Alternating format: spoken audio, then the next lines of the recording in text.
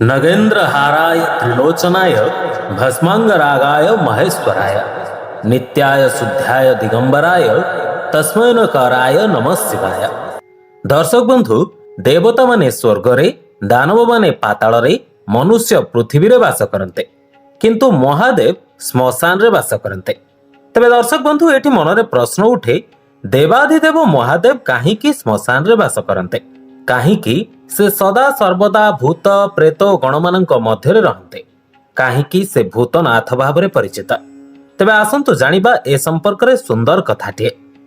भूत ना शुणिले आम मनरे भय जन्म नहीं थाए। आउ भूत हेउछंती से अतृप्त आत्मा माने जेउ माने कि ना जीवित ना मुक्त, आउ जेउ मानंकु समाज भूली जाइछि, जेउ मानंकु निज परिवार त्याग करिछि, आउ जेउ मानंकु स्वर्ग ग्रहण करि नाही। समस्त लोकरु स्थान पाई नथिबा एई भ्रमणशील आत्मा मानंकु जेतेबेले समस्ते मुह फिराई नैथिले, सेतेबेले देवदेव महादेव सेमानंकु आपणै थान्ते। हाँ दर्शक बंधु, श्मशान हेउछि एपरि एक जागा जेउठारे समस्त अहंकार एवं सौंदर्य भस्मरे परिणत होइଥାଏ। महादेव सेमानंक भितरे अपवित्रता नुहे, बरं तांकर पीड़ा को देखिले अधूरा स्वप्न, असहाय, क्रोध और अनंत प्रतीक्षा को अनुभव कले। से ताहा करिदेले जहा कौनसी देवता कल्पना सुद्धा करि पारि नथिले। महादेव एई भूत मानंकु निज परिवार करि नेले, आउ साजिले सेमानंकर नाथ अर्थात भूतनाथ, एवं भूत मानंकु गण भाव रे सम्मान देले अर्थात भूतगण। संस्कृत रे भूतर अर्थ हैला जहा बीती जाइछि, माने अतीत। कारण महादेव अतीतर मध्य स्वामी।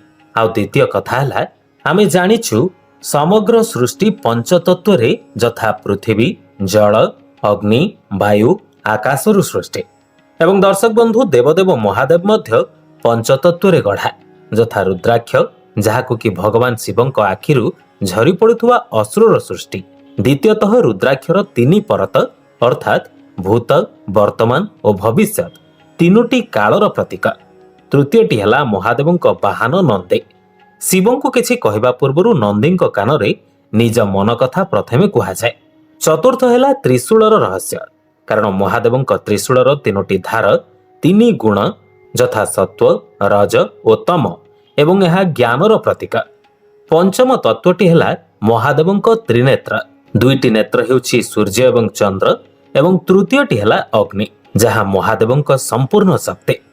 महादेव एई पंच तत्वर मध्य अधिपति, तेणु तांकु भूतनाथ बोली कहा जाए।